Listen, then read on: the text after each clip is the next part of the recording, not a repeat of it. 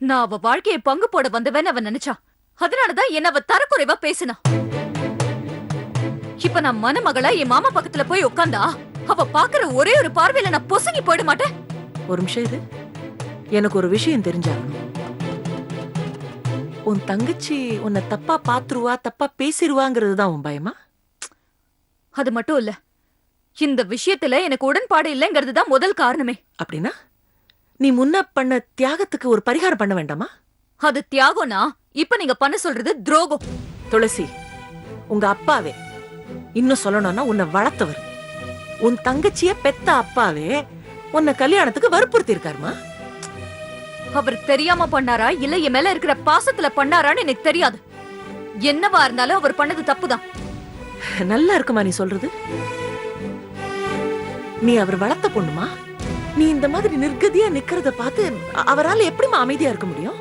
அதுக்காக அவர் வருத்தப்படலாமே தவிர என் தங்கச்சி வாழ்க்கையெல்லாம் கெடுக்க கூடாது. இத பாருமா, முதல்ல நீ என் கருத்தை தெளிவா புரிஞ்சு. குழந்தை இல்லைங்கிறதுக்காக ஒருத்தருக்கு வேற ஒரு கல்யாணம் பண்ணி வைக்கிறதுல எனக்கு எந்த விதமான உடன்பாடும் கிடையாது. பட் உன் தங்கச்சி மாமனாரு கல்யாணம் பண்ணியே தீருவேன்னு அடமா இருக்கிறப்போ அந்த இடத்துக்கு நீ போறதுல தப்பு இல்லைங்கிறதுதாமா என்னோட வாதம். ஏன் கருத்தையும் நீங்க தெளிவா புரிஞ்சுக்கோங்க மேடம். நான் யாரையுமே கல்யாணம் பண்ணிக்கிறதா இல்ல. அப்போ கல்யாணம் பண்ணிக்காம கடைசி வரைக்கும் கன்னி பொண்ணாவே வாழ்ந்து ஏதோ கடற்கரையில சிலையா நிக்க போறியா? சொல்லு துளசி, கடைசி வரைக்கும் இப்படியே தான் இருக்க போறியா? ஆமா. அது அவ்வளவு சுலபம் கிடையாது Tulasi. It is not at all easy. இந்த சமுதாயம் நம்மள அவ்வளவு சுலபமா வாழ விட்டுடாதுமா. மனசுல ஏதோ ஒரு வேதனையோட, ஏதோ ஒரு வைராக்கியத்தோட நம்ம வாழ்ந்தாலும் இந்த சொசைட்டி நம்மள அனுதாபமாலாம் பார்க்காதுமா. ஆபாச கண்ணாடி போட்டு தான் பார்க்கும். இந்த ஆண்கள் இருக்காங்களே, அவங்க நம்ம என்னமோ கம்பீரமா வாழறதெல்லாம் நினைக்க மாட்டாங்க. நோ நோ, கரப்பட்டு களங்கமா வாழறதான் நினைப்பாங்க. அவங்கள விடுமா. பொம்பளைங்க நம்மள என்னமோ முன்மாதிரியெல்லாம் பார்க்க மாட்டாங்க. ஆஹா, ஒரு மாதிரியா தான் பார்ப்பாங்க. என்ன பாக்குற? இந்த 20 வயசோடும் வாழ்க்கை முடிய போறதில்ல. இன்னும் நிறைய தூரம் போகணும், நிறைய பேரை சந்திக்கணும். நம்ம போற பாதையில துளசி கால்ல முள்ளு குத்தினா தாங்கிடலாமா, ஆனா காதுல விழற சொல்ல தாங்க முடியுமா?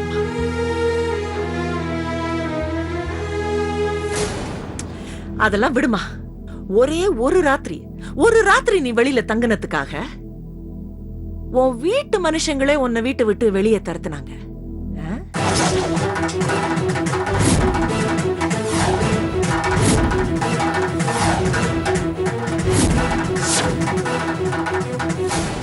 ஒரே ஒருத்தர் சொன்ன பொய்யினால உறவுகள்ல இருந்தெல்லாம் பிரிஞ்சு அவமானப்பட்டவதானே நீ?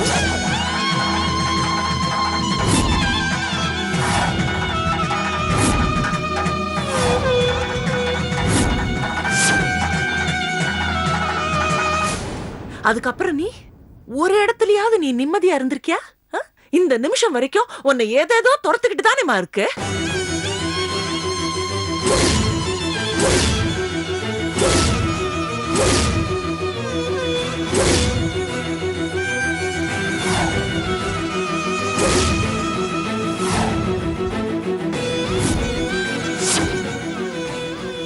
சொல்லுமா, அதுக்கு பின்னால ஒரு நிமிஷமாவது ஆற அமர உட்கார்ந்து சுதந்திரமா காத்த சுவாசிச்சிருக்கியா? Tell me.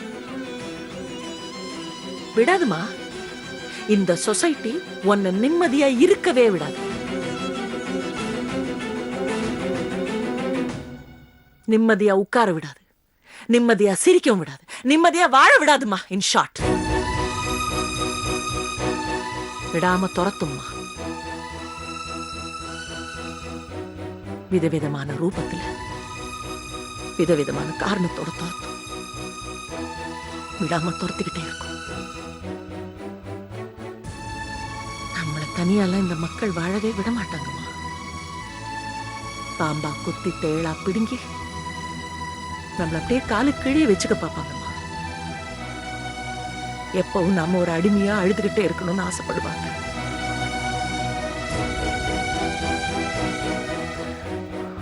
உனக்கு சொல்ல வந்துட்டு என்ன பத்தி பேசிக்கிட்டு இருக்கேன். இந்த பார் துளசி, நம்ம வாழ்க்கையை நம்ம இஷ்டப்படி வாழவே முடியாதுமா. மத்தவங்க சிரிச்சா சிரிக்கணும், மத்தவங்க அழுதா அழணும். யார் உன்னை தப்பா சொன்னாங்களோ, யாரால உன் வாழ்க்கை திசை திரும்பிச்சோ, அவராலேயே உனக்கு ஒரு புது வாழ்க்கை தானா வருதுமா. ப்ளீஸ் தயவு செய்து அதை தட்டி கழிச்சிருக்கமா. மன்னிக்கணும் மேடம், நான் கடைசி வரைக்கும் என் தங்கச்சிக்கு சகோதரியா தான் இருக்கணும். எந்த காலத்திலயும் சக்களத்தையே மாறவே மாட்டேன். நீங்க சொல்ற மாதிரி யார் என்ன பத்தி தப்பா சொன்னாலும் பரவாயில்ல. என் கூடவே வளர்ந்த தங்கச்சிக்கு நான் ஒரு நாளும் துரோகம் பண்ணவும் மாட்டேன், அவளோட வாழ்க்கையை தட்டி பறிக்கவும் மாட்டேன்.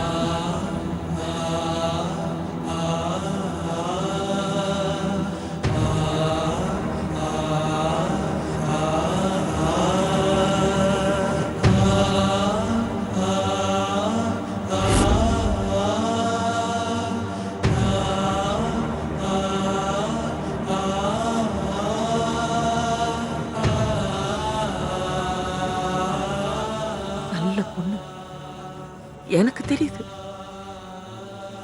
உனக்கு தெரியுதாப்பா?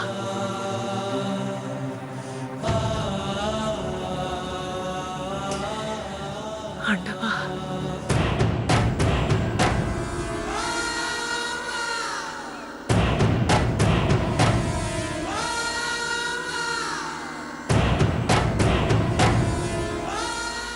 என்ன தாமரை, ஒரு படிச்ச பொண்ணு பண்ற வேலையா? நீ செத்து போயிருந்தா யாருக்கு நஷ்டம், யாருக்கு லாபம்?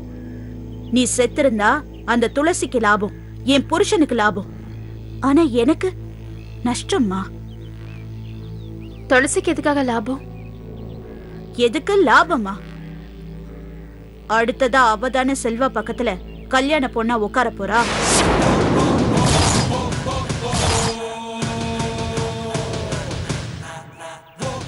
என்ன சொல்றீங்க அத்தை? நான் எங்க சொன்னேன்? இந்த விஷயத்த எனக்கே ஒரு தகவலா தானே சொன்னாரு. யாரு? மாமாவா? வேற யாரு? அவரேதான். அவரு தானே உன்னை தூக்கி தூர போட்டுட்டு அந்த இடத்துக்கு வேற ஒருத்திய கொண்டு வர பாக்குறாரு. என்ன, நேத்து வரைக்கும் வேற யாரோ ஒருத்திய கொண்டு வர பார்த்தாரு, இப்ப துளசியை கொண்டு வர பாக்குறாரு. அந்த அளவுக்கு போயிட்டாரா? எந்த அளவுக்கு போயிட்டாரு தெரியுமா? நேரா போய் துளசி கிட்ட சம்பந்தம் பேசுற அளவுக்கு போயிட்டாரு. நீ வாழவா, நான் தாமரையை தள்ளி வைக்க போறேன்னு தூது போயிருக்காரு. இந்த விஷயம் உங்க மகனுக்கு தெரியுமா? தெரியாதுன்னு தான் நினைக்கிறேன். ஆனா அவனை பத்தி அவர் பெருசா கவலைப்படுறதா எனக்கு தெரியல. எந்த தைரியத்துல மாமா இந்த மாதிரி எல்லாம் பண்ணிட்டு இருக்காரு? எல்லாம் உங்க அப்பா இருக்கிற தைரியத்துலதான். ஏன் அப்பா இருக்கிற தைரியமா? ஆமா, அவருதான் தொண மாப்பிள்ளையா துளசிய பெண் கேட்க போயிருக்காரு. அப்பா மாமா கூட துளசிய பொண்ணு கேட்டு போனாரா? நீ அவரை அப்பாவா பாக்குற, ஆனா அவரு உன்னை செல்வா கிட்டேந்து அறுத்து விடல பாக்குறாரு. என்னால இதை நம்பவே முடியல அத்தை. சொல்றது யாரோ இல்ல தாமரை, உன் அத்தை. நீ நம்பிதான் ஆகணும். இங்க பாரு தாமரை, விஷயம் நம்ம கைமீறி போயிடுச்சு. வம்சத்தை வாழ வச்சே தீருவேன்னு என் புருஷன் ஒத்த கால்ல நிக்கிறாரு. அவரு ரொம்ப பிடிவாதக்காரர். ஒரு எல்லை வரைக்கும் தான் என்னால தடுக்க முடியும், போராட முடியும். துளசி இந்த வீட்டுக்கு வரவே கூடாதுன்னு நான் இன்னும் எத்தனை நாளைக்கு தான் அவரை எதிர்த்து நிக்க முடியும் சொல்லு?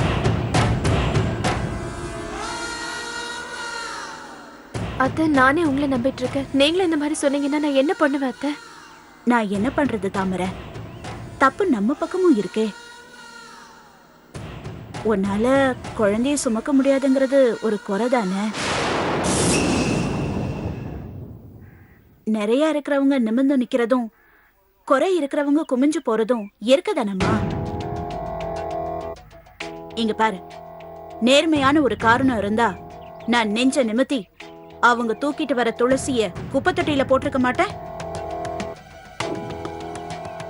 நான் எப்பவும் ஓ நல்லதுக்கு தாமா நினைக்கிறேன். நான் சொல்றத கேளு. கழுத்துக்கு நேரா கத்தி வந்து நிக்கிறப்ப நாம தான் ஆடாம அசையாம இறங்கி வரணும். தலையே தனியா போகுங்கிற நிலைமை வரும்போது தலையில இருக்கிற கிரீடத்தை இழக்கிறதுக்கு நாம தான் தயாரா இருக்கணும். மொத்தமா வீட்டையே இழந்து நிக்க போறோங்கிற நிலைமை வரும்போது வீட்டு வாசல விட்டு தரது பெரிய தப்பில்லையம்மா. உன் நல்லதுக்கு தாமா சொல்றேன். நீ உன் வாழ்க்கையை காப்பாத்திக்கணும்னா ஒருத்தி வாடகை தாயா வரதுக்கு நீ ஒத்துக்கணும்.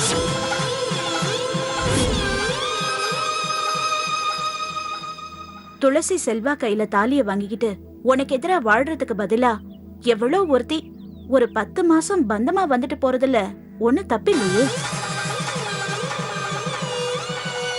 அந்த டாக்டர் சொன்ன மாதிரி வாடகை தாய் மூலமா செல்வாவா அப்பாவா மாத்திட்டா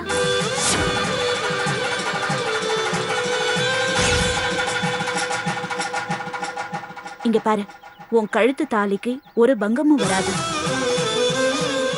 வாரிசுன்னு ஒரு குழந்தை வந்த பின்னால என் புருஷன் எதுக்காக மறு கல்யாணத்தை பத்தி யோசிக்க போறாரு? நீ கொஞ்சம் விட்டு கொடுத்தா எல்லா நல்லதும் உன் கூடவே இருக்கும். இல்லனா எல்லாமே உனக்கு எதிரா திரும்பிடுமா. வாடகை தாய்க்கு சம்மதம்னு ஒரே ஒரு வார்த்தையை விட்டு தர போறியா, இல்ல மொத்தமா உன் வாழ்க்கையை விட்டு தர போறியா? வேற வழியே இல்ல தாமரை. நீ மோசமான நெருக்கடியில தான் நிக்கிற. நீ பிடிவாதமா இருந்தனா உன் புருஷனை தான் இழக்க வேண்டியிருக்கும். நான் சொல்றத சொல்லிட்டேன். இதுக்கு மேல உன் இஷ்டம். அந்த துளசி உனக்கு சக்காலத்தையா வரணுமா, இல்ல சத்தமே இல்லாம எவ்வளோ ஒருத்தி வாடகை தாயா வரணுமான்னு நீதான் முடிவு பண்ணணும். வாடகை தாயே வச்சுக்குவோம் அத்தை. வாடகை தாய் மூலமா என் புருஷனை அப்பாவா மாத்துவோம். என் கழுத்து தாலிக்கு பிரச்சனை வரக்கூடாது அத்தை. அதுவும் அந்த துளசியால வரவே கூடாது. பம்ப விலைக்கு வாங்காம வாடகை தாய விலைக்கு வாங்குவோம் அத்தை.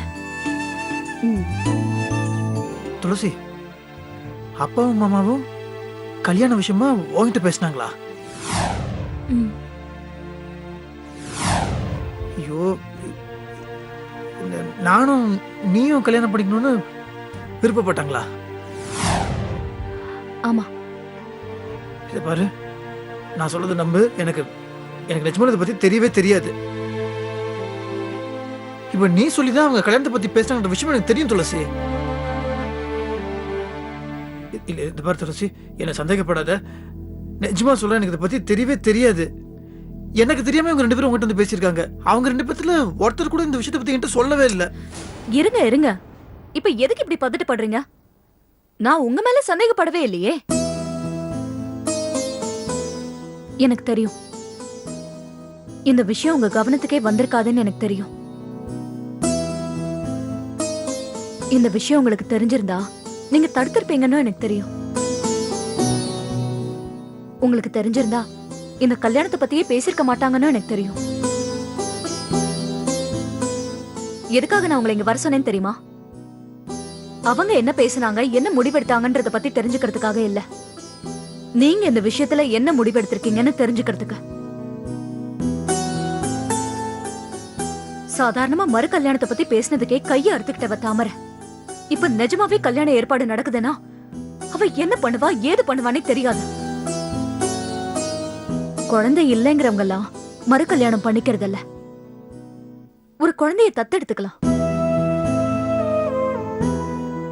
எக்காரணத்தை கொண்டும் தாமரைய வெறுத்து ஒதுக்கிடாதீங்க.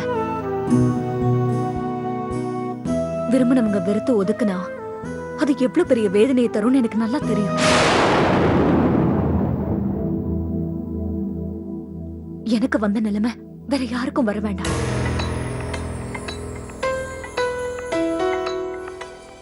என்ன மனப்பெண்ணா மாத்த நினைச்சதுக்கு நான் என் எதிர்ப்பை தெரிவிச்சிட்டேன்.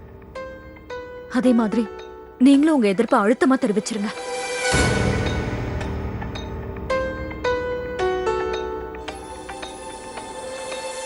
உங்க அப்பா சொன்னாரு எங்க அப்பா சொன்னாருங்கிறதுக்காக தாமரையை ஒதுக்கி வைக்க பார்க்காதீங்க.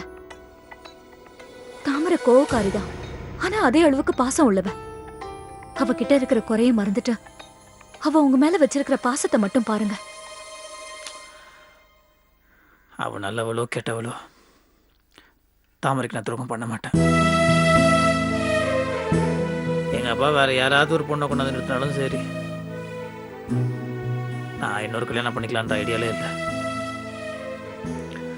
சரி, இப்போ நான் கல்யாணம் பண்ணிக்க மாட்டேன்னு சொன்ன மாதிரி நீ கல்யாணம் பண்ணிக்கிறேன்னு சொல்லணும். இதை பார் துளசி, நீ தனியாக இருக்கக்கூடாது. வேற யாராவது ஒரு நல்லவரா பார்த்து கண்டிப்பாக நீ கல்யாணம் பண்ணியே தீரணும். இப்போ நீ தனியாக இருக்கனா நீ இவ்வளோ பிரச்சனை. உன் அப்பா கஷ்டப்படுறாரு, ஏன் அப்பா கஷ்டப்படுறாரு, அதனால தானே அவங்க இந்த மாதிரிலாம் பேசிகிட்டு இருக்காங்க. அது எல்லாத்த விட தாமரை தேவையில்லாமல் சந்தேகப்பட்டுட்டே இருப்பா. நீ நிலையா ஒரே இடத்துல இல்லாமல் இப்படி மாறி மாறி இருக்கிறது மனசுக்கு ரொம்ப கஷ்டமாக இருக்கு. நீ கௌரவமாக ஒரே இடத்துல நீ செட்டில் ஆகிட்டேன்னு வச்சுக்கோயேன், அப்போ உனக்கும் மரியாதை, எங்களுக்கும் சந்தோஷம். உங்கள் அப்பா சந்தோஷப்படுவார், ஏன் அப்பா சந்தோஷப்படுவார், நானும் சந்தோஷப்படுவேன். அது நீ தியாகம் பண்ணிட்டு இருக்கன்றது புரியுது. ஆனால் தியாகன்றது நம்ம காலில் குத்துற முள்ளை தூக்கி போடுறது கிடையாது. அந்த முள்ளு மற்றவங்க காலையும் குத்தக்கூடாதுன்னு தூரமாக தூக்கி போடணும்.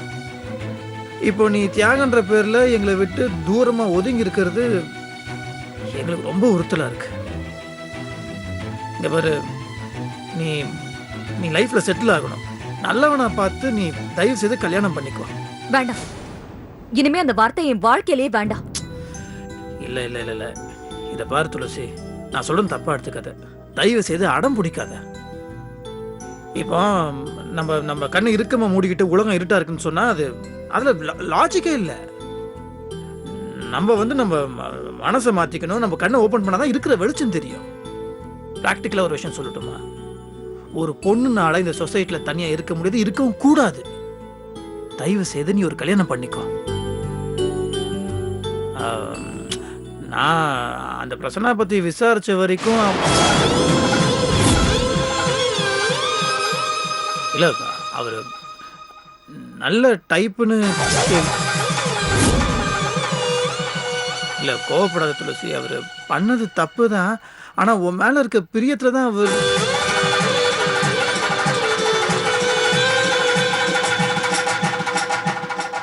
இல்லை, நான் என்ன சொல்ல வரேன்னா, நீ கொஞ்சம் யோசிச்சு பார்க்கலாமே.